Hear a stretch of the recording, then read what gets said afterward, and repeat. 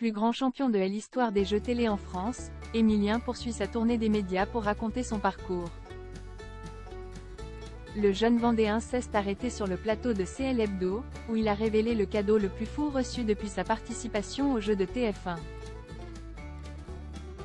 D'étudiant boursier à millionnaire, de candidat timide à bête de cirque dans les médias, Emilien a bien changé depuis le 25 septembre dernier. Ce jour-là, ce Vendéen de 21 ans remportait la première de ses 257 victoires dans les 12 coups de midi, et commençait son incroyable collection.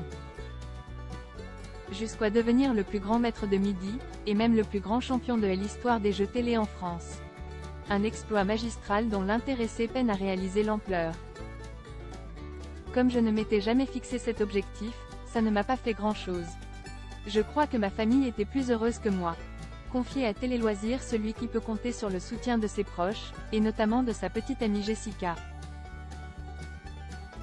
La grand-mère du passionné des histoires a également joué un grand rôle dans sa trajectoire, puisque ce sont sur ses conseils qu'Emilien a retenté sa chance au casting. Alors qu'il a fait une pause sur le plateau de CL Hebdo pour raconter son parcours, le chasseur d'étoiles mystérieuses a eu l'agréable surprise d'écouter un touchant message vidéo de sa mamie. Je suis très fier de toi, de ton savoir, de ta gentillesse, et surtout de ta simplicité. Tu m'as invitée à Paris et j'étais très heureuse d'être avec toi toute seule. Je n'aurais, c'est vrai, jamais pensé que je puisse aller seule à Paris à mon âge. C'est quelque chose de très fort dans mon cœur, a-t-elle déclaré, fendant la carapace de l'habituel Placide prodige. Attention au carry.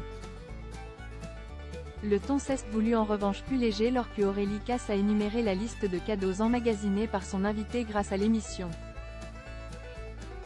Une cafetière, un grille-pain, 9 voitures, 6 voyages, des consoles de jeux, un saut en parachute ou encore 35 kilos de bonbons. Le plus fou à ses yeux? En fait, ça dépend comment on entend le mot fou. 35 kilos de bonbons, c'est bien fou dans la manière de le faire et de l'entendre, a répondu celui qui compte bien partir en vacances avec les siens. À condition de passer par la case dentiste avant de faire poinçonner son passeport.